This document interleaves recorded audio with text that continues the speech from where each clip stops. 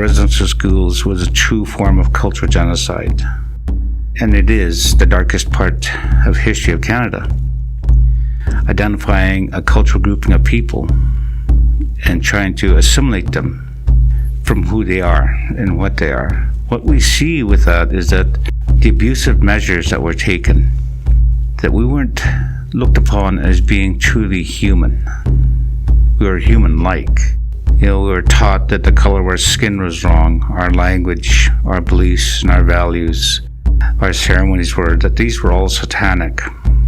The residential schools really, unfortunately, where religion was used as a weapon against the Indigenous people.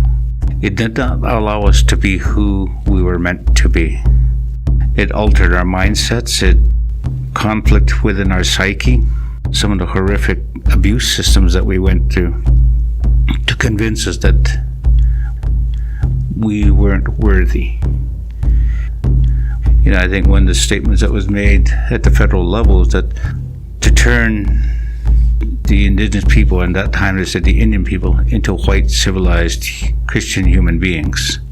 That didn't happen.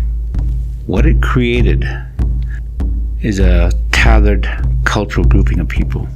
It tore the fabric from our people of who we are. It removed us from a lot of our traditional ways of doing, being, and knowing. Part of our journey of healing is that we need to be able to address that, but we also need to have people who are willing and have the courage and bravery to listen to the truth. To know that there was a system in place that, as Duncan Campbell Scott mentioned, to kill the Indian inner child. I didn't have parental guidance. I didn't have any love with me. I had no connection to siblings. So my childhood was torn from me at the time I went to residential school to the time I left. I have no childhood.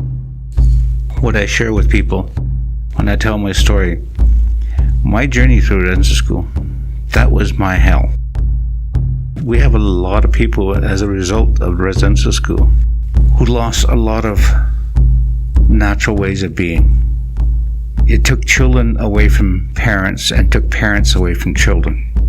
The connectedness between parent and child was taken from them. It taught us how to be more abusive.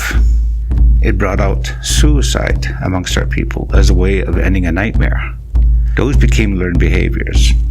Children were used as at ransom because the parents were not going to react in fear that their children would be harmed, not realizing it was already happening in the walls of the residential school. But it was a way to control the people, again, to go back, to appropriate the lands. What people are looking at is they look towards the Indigenous people and saying, we need to look at what is reconciliation, how do we work with that? We didn't do the harm. It's not for us to reconcile. It's for non-Indigenous people to reconcile what had happened, what their ancestors had done wrong, to reconcile those differences.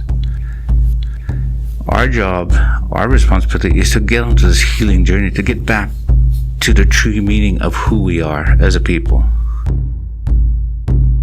I am a member of the Kainai Nation within the Blackfoot Declaration. That's what I am.